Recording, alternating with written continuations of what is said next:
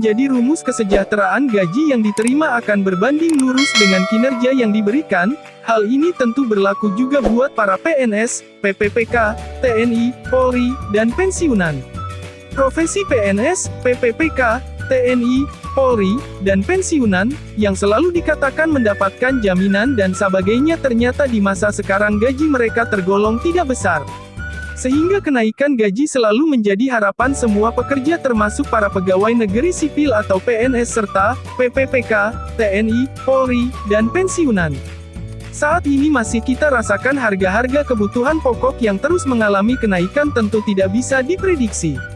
Dibandingkan dalam beberapa tahun terakhir pemerintah justru belum menaikkan gaji pegawai negeri sipil.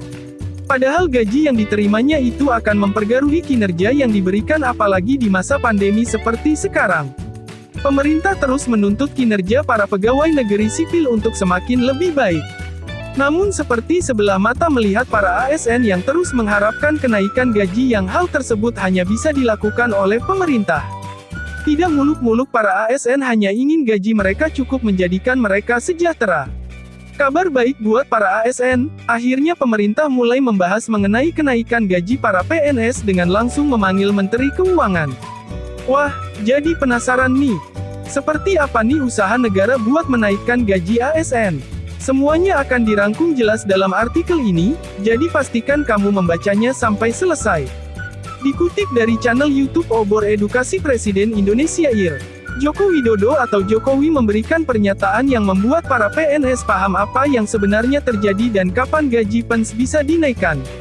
Jokowi mengatakan bila pertumbuhan ekonomi kita terus meningkat dari yang sekarang maka dana APBN bisa ikut membesar. Kalau pertumbuhan ekonomi kita baik, GDP kita baik di 2030 kita sudah 3 kali yang sekarang, dari yang sekarang 1,2-1,3 triliun US dollar menjadi di atas 3 akhirnya apa? APBN kita jadi mengembung lebih besar. Jelas Jokowi, bila dana APBN sudah menjadi besar berkat pertumbuhan ekonomi tersebut maka kenaikan gaji ASN bukan hanya mimpi lagi, bahkan pensiun pun bisa merasakan manfaatnya. Akhirnya lagi apa porsi anggaran untuk gaji untuk pensiunan juga akan lebih besar, sambungnya.